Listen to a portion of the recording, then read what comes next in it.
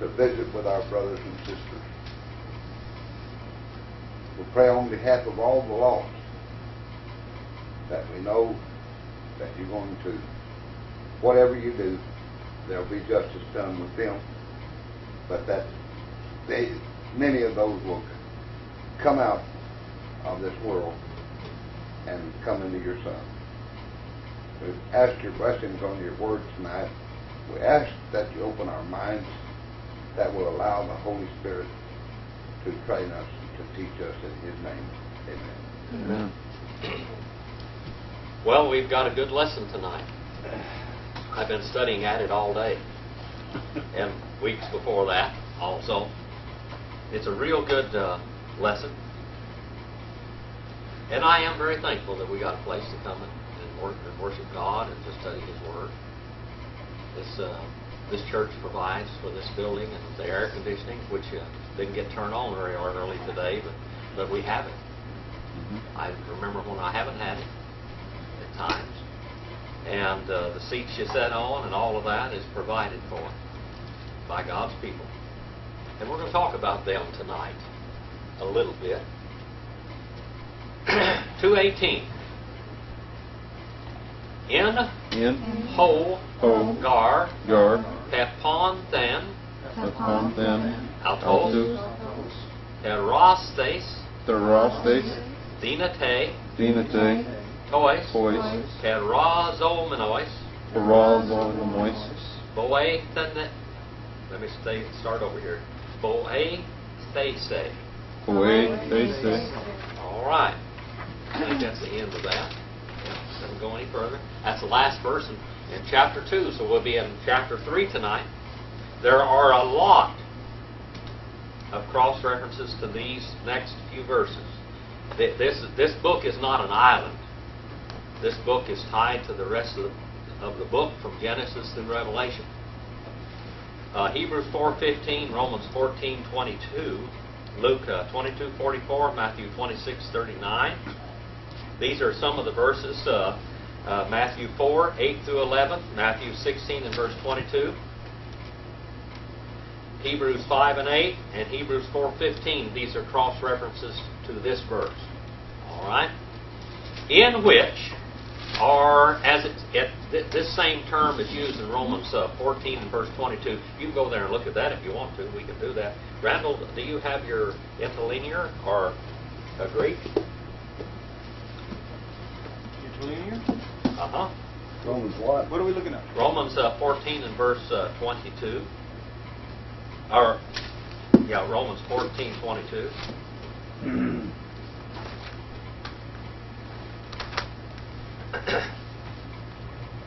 It starts off here just almost exactly the same.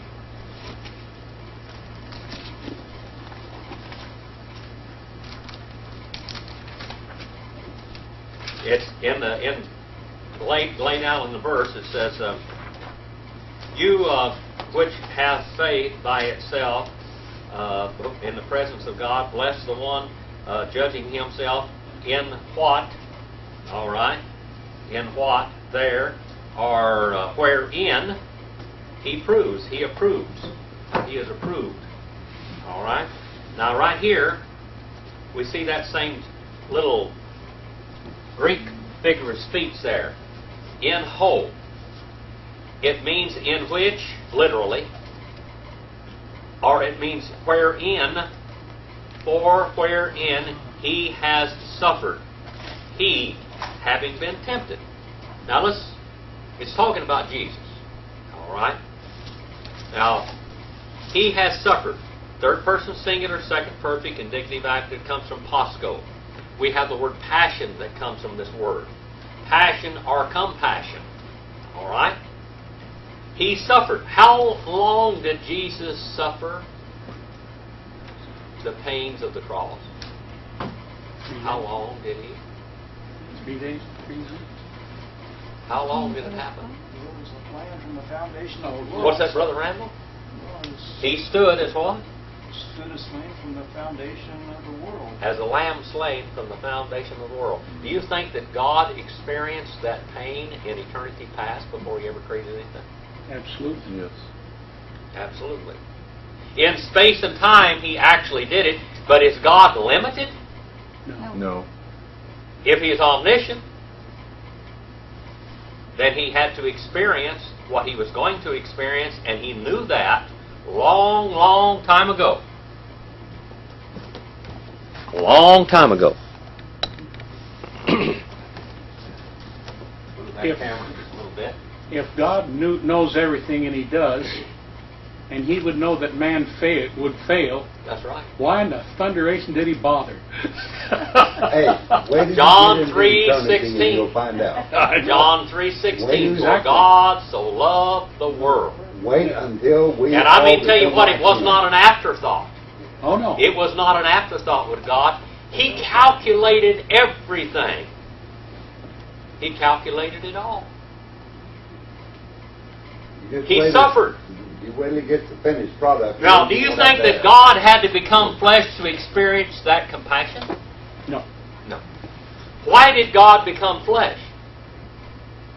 So that He could become a sacrifice for us. So He could become a sacrifice, and so we would know that He had compassion on us. An acceptable sacrifice. We know that He has compassion because He lived in flesh and blood like we do. God didn't have to do that to know it. If He's omniscient, He's omniscient. As simple as that.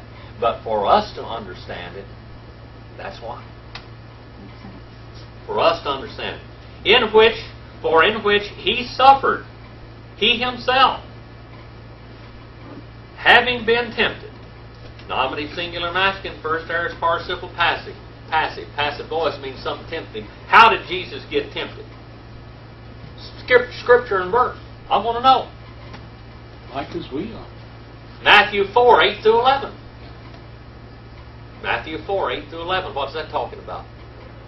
His sojourn with the devil. Well, He was out there in the wilderness. They said He was out in the wilderness 40 days and 40 nights. And the companionship that He had out there was with the wild beasts. And the wild beasts accepted Him thoroughly.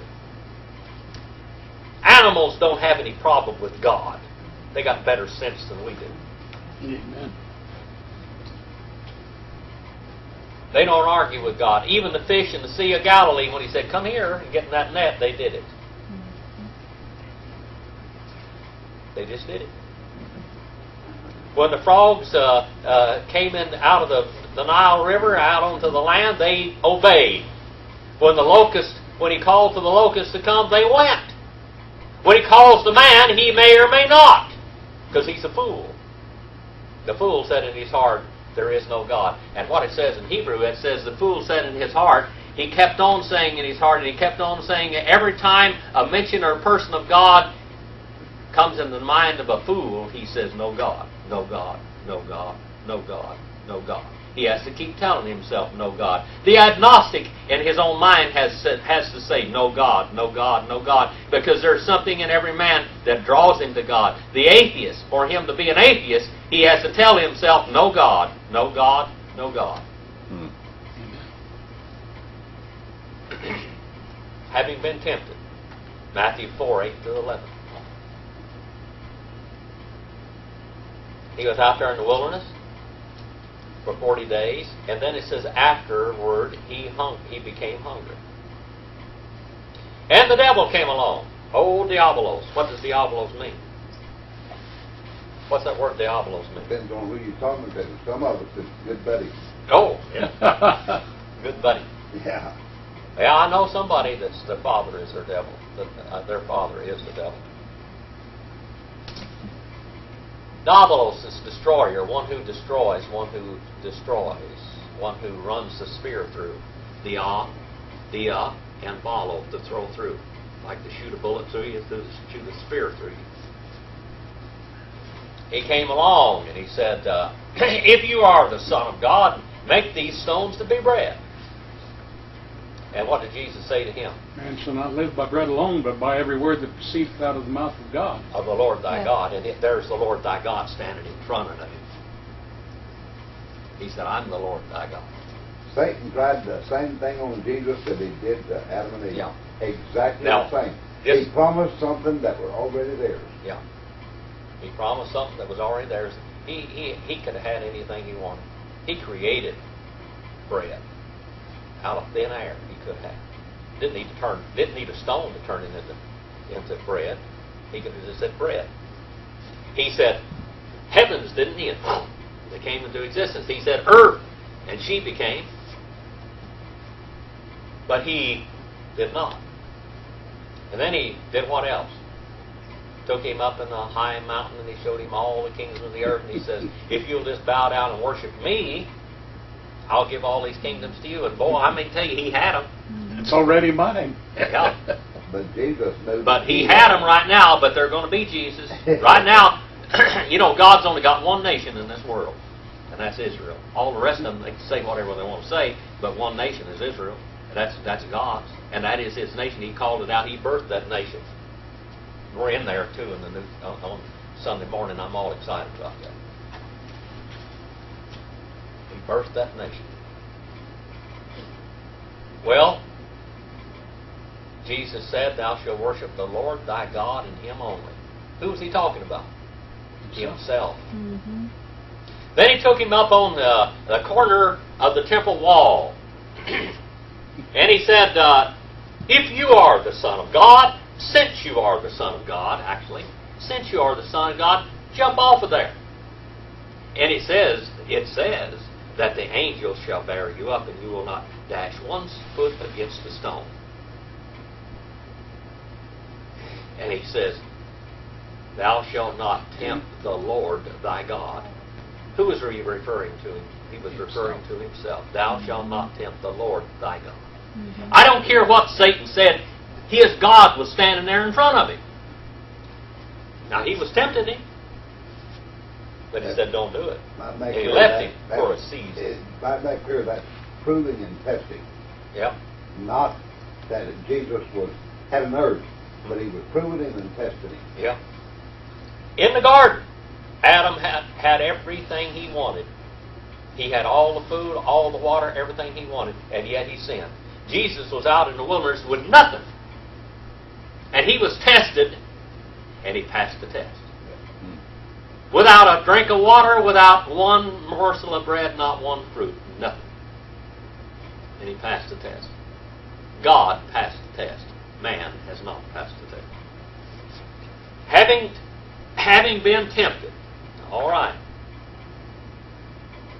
Matthew 22 and 44, and Matthew 26 and verse 39. You can look them up also. He was made able to the ones being tempted. He became able to help those that need help. The word boe, they say. Okay, boe, they say. Boe means to holler and the beller. I think our word beller comes from that word. It means to bawl and cry. Have you ever heard cows a bawling in the evening? They all mooing and going on, or They come home. Yeah, they're coming home. Yeah. Well, at our very first cry, He runs to our help, because boe is in this word and theo is in this word, which means to run. At the first sound of our voices, of alarm in our voices, He runs to our help. Think about that. At the first cry, He runs to our help. To run to our cry. Matthew 15 and verse 25. Now, Jesus' deity was an absolute necessity, and His humanity was an absolute necessity for Him to be our Savior. That's a fact. And you cannot separate that. We have deity and we have humanity in this person of Jesus Christ. It's absolute necessity. That's God's plan. Now we're in the 3rd chapter of the book of Hebrews. In the 3rd chapter of the book of Hebrews. And in this, from 3:1 through 6, it says Jesus is superior to Moses. And in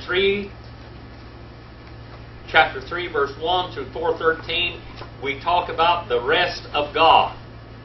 And in this verse here, 3 and verse 1, we have a direct appeal from the writer to the person that's reading this in first person.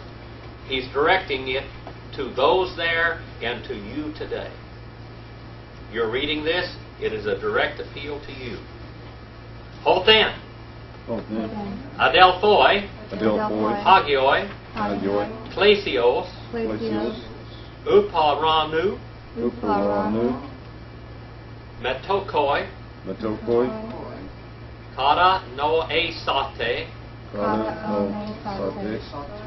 Tom, Apostolon, Kai, Arcadria, Teis, Homologius, Himon, Asun.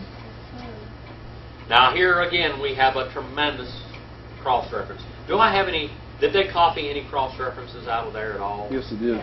There's a long Yeah, lineup. there's a list of 1 them. Thessalonians 5:27, Hebrews 2:11, Acts 1:15, Hebrews 2:11, 3:12, 10:19, 13:22, and then back to 2:17, Philippians 3:14, John 17:3, Hebrews 4:14, 5:5, 5:10, 6:20, 7:26 to 28, 8:1 and 3, 9:11, 10:21 and 23, 2 Corinthians 9:13. These are some of them. And 1 Timothy 6 and 12. All from this verse. Now remember this. This is a direct repeal. The little adverb there, page 283. If you want to write that down and look this one up in the analytical lexicon. From where, brothers? Now he's addressing us in the first person here. All right, he's addressing us. Vocative, plural, masculine. All right, from where, brothers? Holy, calling, and heavenly sharers. What it means, brothers, you have a holy calling, and it's a holy and a heavenly calling. Think about that for a while. You have a holy and a heavenly calling, and we are sharers. That word comes from metoikoi, it comes from meta and echo. Echo means I have, I hold, I get. Okay? And with. So that means we have together something. We are sharers. Brothers, we have a holy calling and a heavenly calling. A holy and a heavenly calling. What is that calling? Fix your thoughts on Jesus. Uh-huh. Matthew 16:18 says what? You're Peter. He spoke to Peter, and he spoke to the assembly that was there, the young church that he was calling out at that moment. He speaks to Peter, and he says, you are Peter. But upon this gigantic, you are a little stone, but upon this gigantic foundational stone, like the rock of Gibraltar, I shall be building the church of me, and the gates of hell shall not wrestle her down, pin her to the mat.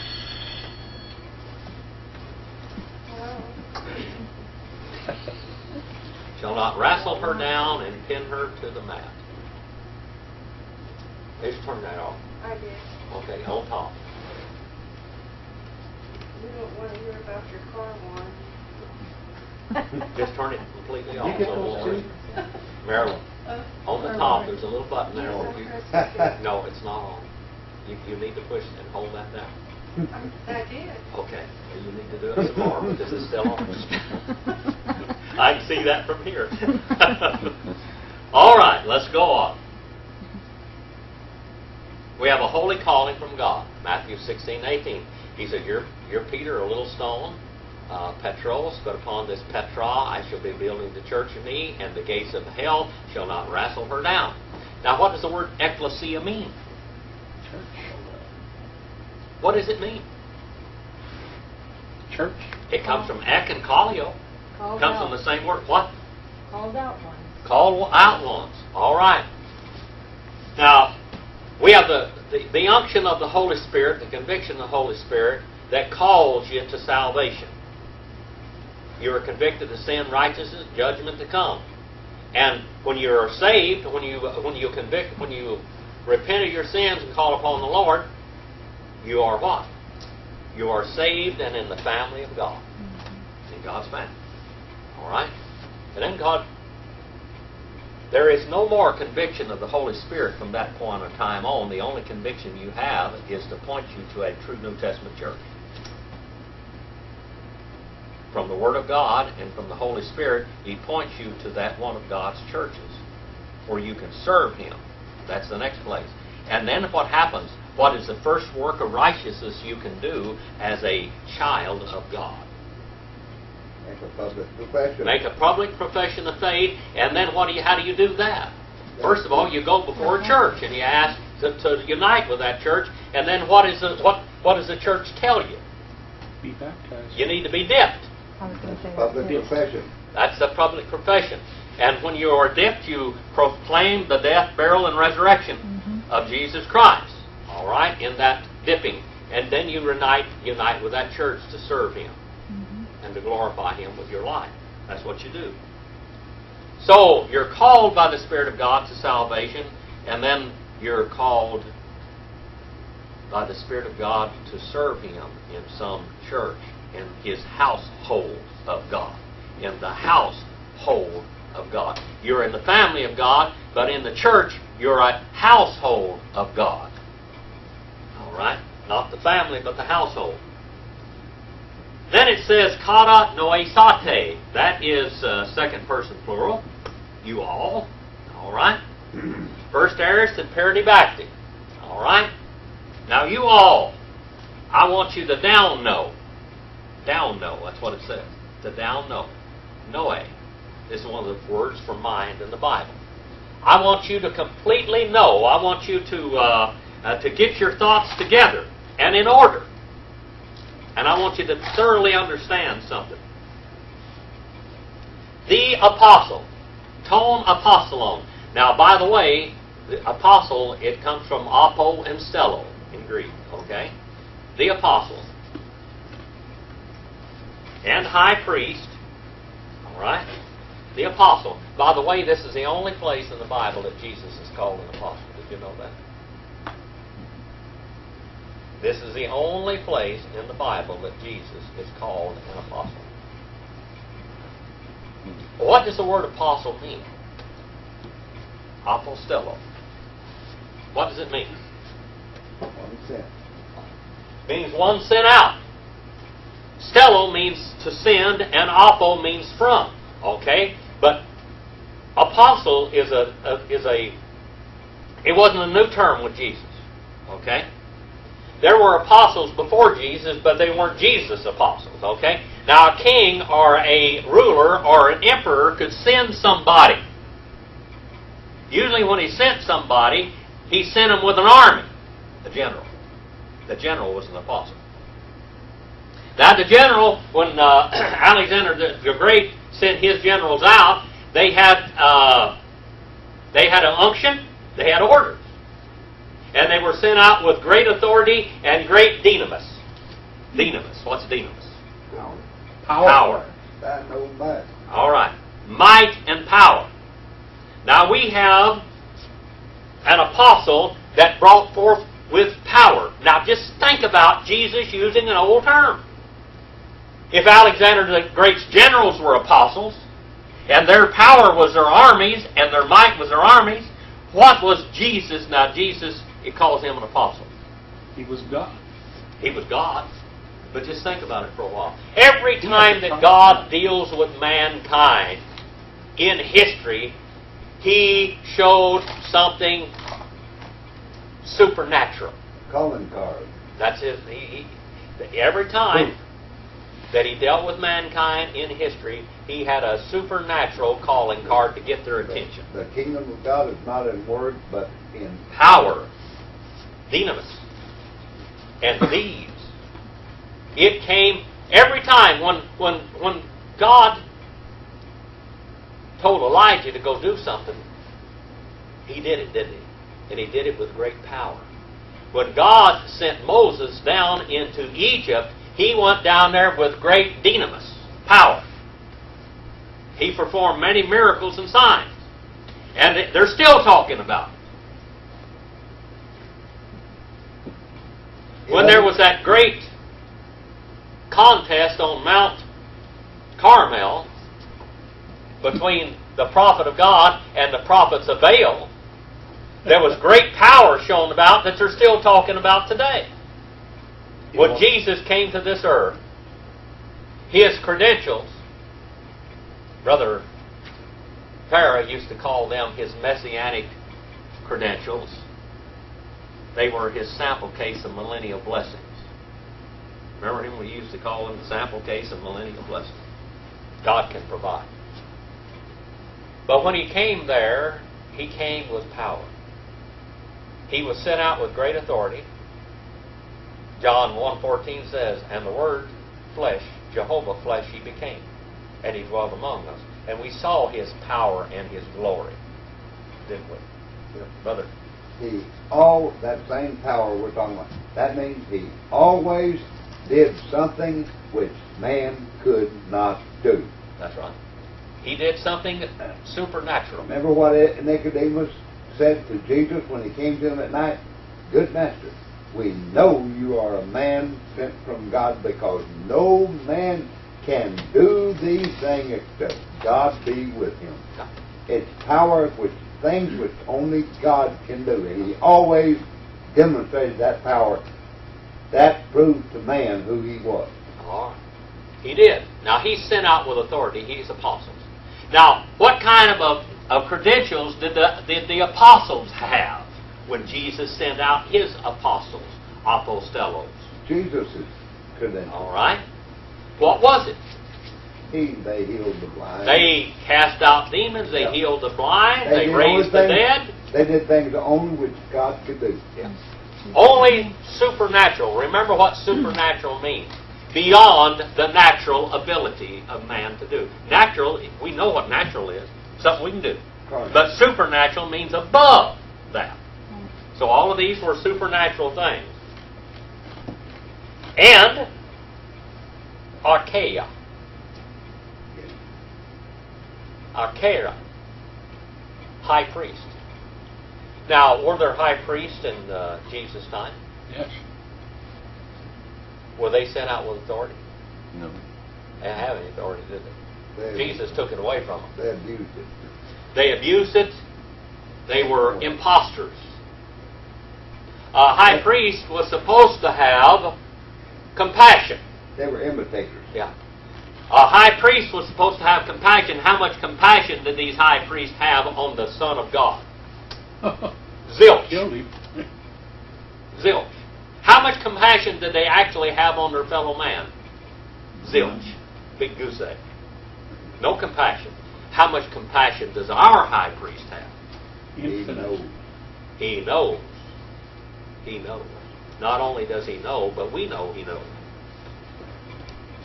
High priest. And He continues to know today. Taste of the confession. Homologios. Homologeo, it comes from homeos, which means same or like, and lego, that means to say the same thing of us, Jesus. When we confess our sins, that which God already knows, you don't have any sins that God doesn't know about. When we say the same thing when we confess our sin, you know, I catch myself doing this sometimes. I'll say, "Lord, forgive me for what I've done in my life.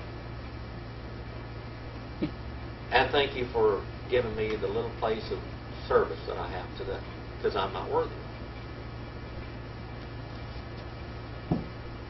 Well, I am, because God made me.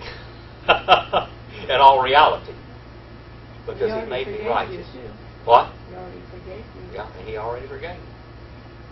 He already forgave me, and He already made me worthy. If it were your Because words, I'm covered with His blood. when it becomes your words coming out of your mouth, then you got trouble. Yeah. But if it's His word, glorifying Him, it's all Him. Well, you know what? I try to brag on Jesus a whole lot. I think that's what we ought to do. We ought to brag on our Savior. Glorify Him. It glorifies Him. And when it glorifies Him, that's good. That's good. Well, the confession of us, Jesus, that's the only confession we have. We don't have the law of Moses. The law of Moses, all the law of Moses ever did was condemn you. In the law is death. In Jesus Christ is life. In the law is death. In Jesus Christ is life. 3 and verse 2. Oh, by the way, on this 3 and verse 1, where it calls us brothers, we have a holy and a heavenly calling. That's the only place it's ever used in the New Testament. That little group of words right there, that's the only place it's ever used. Now, in 3 and verse 2, piston, Piston, ota, Ota, to, To, poiesante, Poisante, auton, Auto, hos, Hos, kai, Kai, moses, Moses, en, holo, Holo, to, To, oiko, Oiko, autu. Autu. Beautiful. Hebrews 2 and 7, Exodus 40 and verse 16, Numbers 12 and verse 7, Hebrews 3 and 5, 1 Samuel 12 and 6. These are cross-references in 1 Timothy 3:15. Faithful being. The one, it says, to the one having made, being faithful, him, as also Moses. Now, God used Moses, didn't he? Moses was, the Lord himself said Moses was the most humble man on the earth. I don't think we have anybody humble running for president right now. Michelle, I don't think you so. don't think Michelle is humble? I don't think we have anybody. Let's not get started on that, Keith. I don't think anybody out there has any humility. This man did. Moses didn't even want to talk. So God gave him his brother to talk for him, and I think he did some talking after that too. He got his Has mojo up? he got his encouragement from God himself. Yeah. He came down off that mountain one time, and his brother out there that had done all the miracles before, performed all the miracles before Pharaoh, had also built a golden calf for them to worship. And he said, "How in the world is this happening?" And Aaron says, "Don't know. I just took this gold and threw it in the fire, and out came this calf. Yeah. Yeah, right. Just wandered right out of there, just walked right out of that fire." And I kid you. And if you believe that, I got a bridge for sale over there in Brooklyn, or that one up there at the Golden Gate or something. I didn't believe that when Aaron said it either.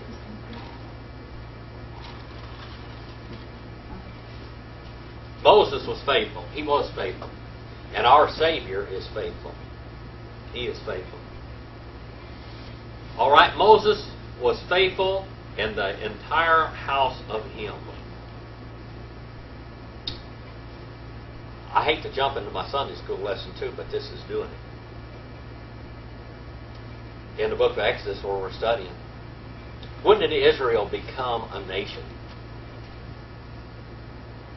In Egypt. In Egypt.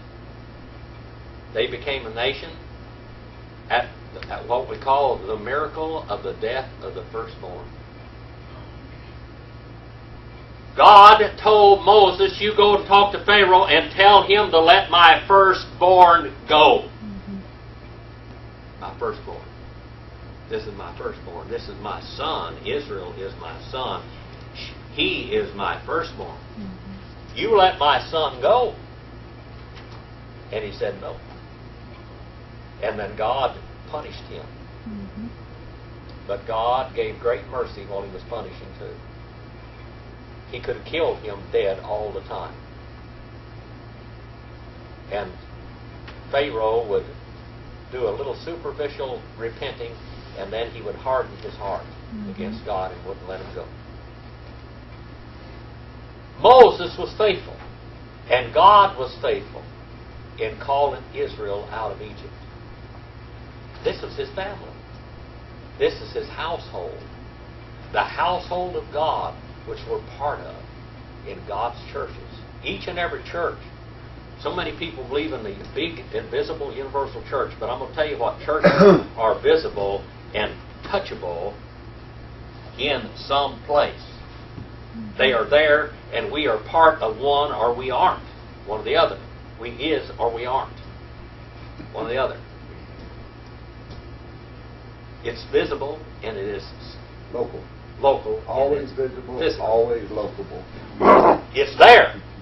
All right? Now, Israel was a real people. They were really there. And God was really faithful to those people that were there. Mm-hmm. There were a whole bunch of them that weren't worthy of it. He had to cull a few, didn't he? Mm-hmm. God And not only that, but there were people that lined up with that nation that weren't paterfamilia, that weren't part of the fatherhood of God. They were heathens. Heathens. All right? Heathens. But they listened. Some of them, when we're studying that on Sunday morning, some of them listened to God. The whole entire, in that word hole there, we got our word whole right out of this Greek word hole, or holos. Now, it's in brackets, but it's understood. That's what you call practical substantive anyway. In the household of God, of Him, and that of Him is God. 1 Timothy 3:15. What's that say? 1 Timothy 3:15. Study to show thyself approved unto God. 1 Timothy 3:15.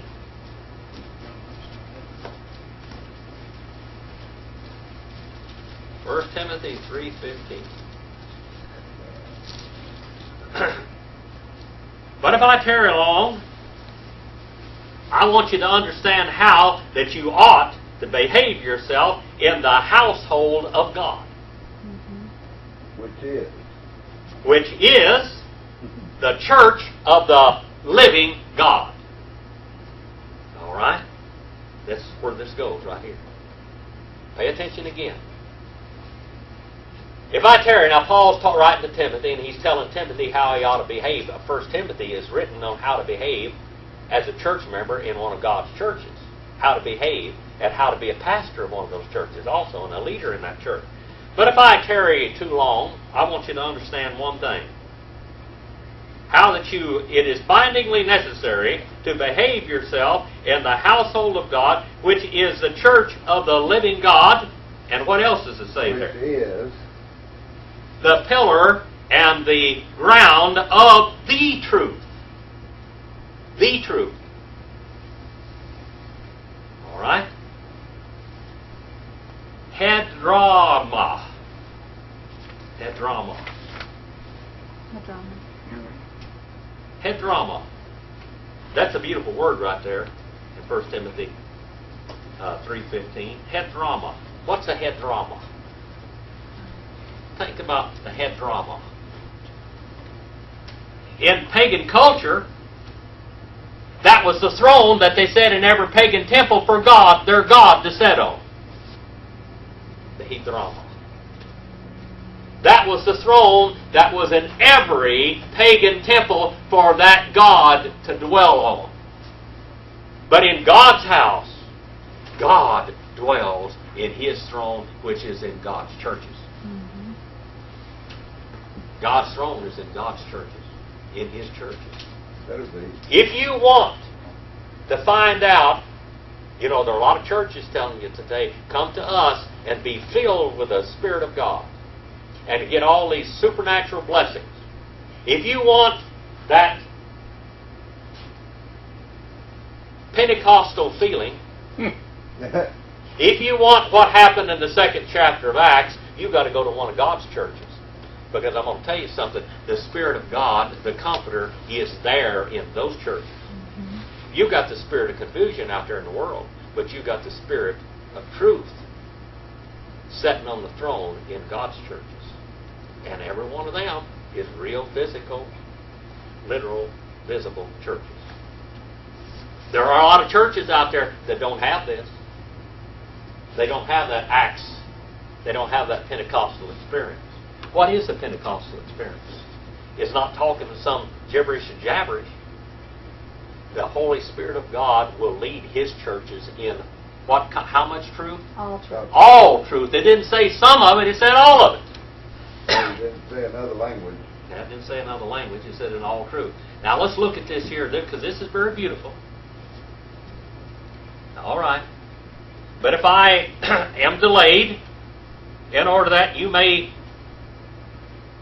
completely understand how it is bindingly necessary in the house of God to behave, anastrophe, to walk up and down, which is the ecclesia of God, the living, the pillar and the throne of God. Isn't that beautiful?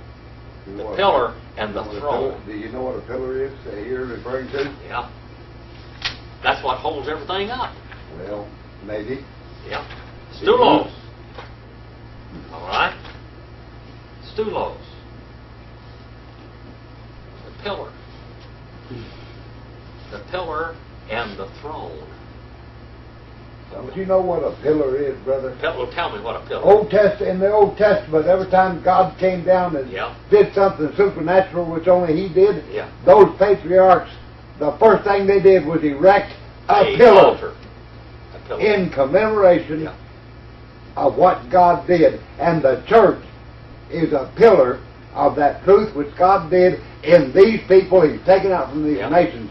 It's a commemoration, just like the It's Lord's a Supper. monument. That's what the pillar in the church is. It's a monument. Absolutely a monument. It is a building. Absolutely. A building. It is a building. Which God is building. And in that building, God's throne is there. Absolutely. When we move God out of the way and try to do it our way, we have made a great mistake. God still has the best ideas. All right? I thought I'd throw that in there since that's where we're going. I mean, there it is, right there. Beautiful. Absolutely. Wonderful. It's beautiful. It goes on, I mean, we could go on. But that's exactly the same words and the same structure that is right here in this one. It's in glorious. 3 and 2. That's We still glorious. have the household of God, Yeah, which is the literally pillar, household. which is the pillar and the throne of God. Absolutely. It's a monument that is left here in this world. God Himself. And Jesus said, I'll be calling my church out, and the gates of the unseen world, the gates of hell, shall not wrestle her down. I tell you what, there's been a lot of imposters in this world, That, to God's churches. you get A lot of more and more. imposters, but the true one's still here. We wouldn't have any truth at all.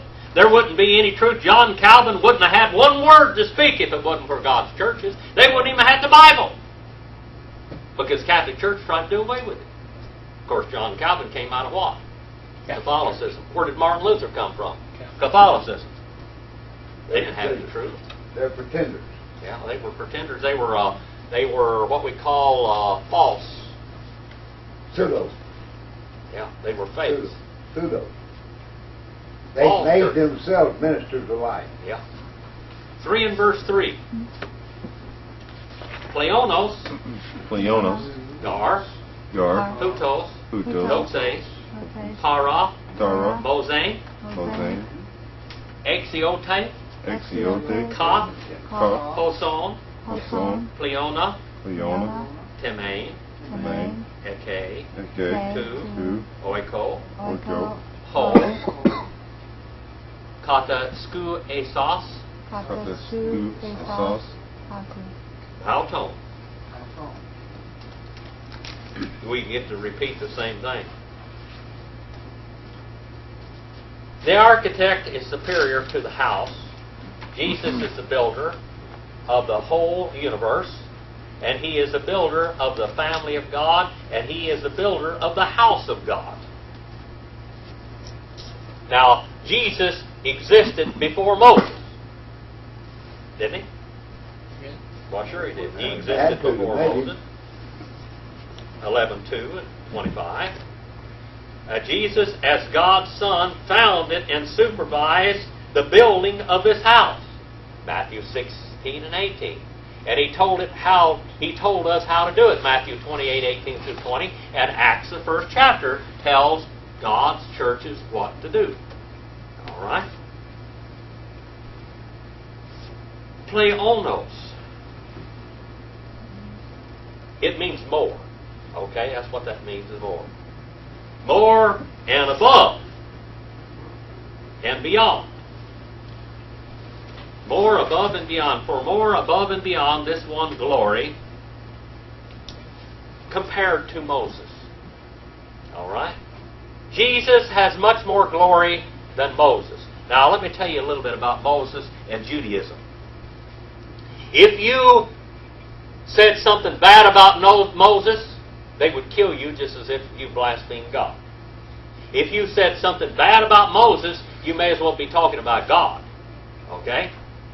But what the writer of Hebrews says here is that Jesus is much greater and more glorious than Moses, whom Israel would stone you for talking against or saying a word against. He's greater. And then it says, greater than Moses, compared to Moses, he has been counted worthy. This word comes from axios. It means worthy, glory. He has been counted worthy, third person singular, perfect indicative passive. According to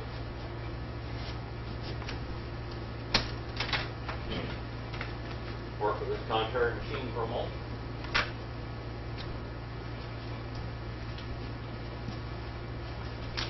God didn't have as much trouble with Moses as I do with that machine at times. He has been counted worthy, deemed worthy, and permanently worthy, according to as much as or so far beyond, quantitative, relative, okay, quantitative. More, honor, timē, timē. The word Timothy comes from this word. Timothy. It means to be honorable.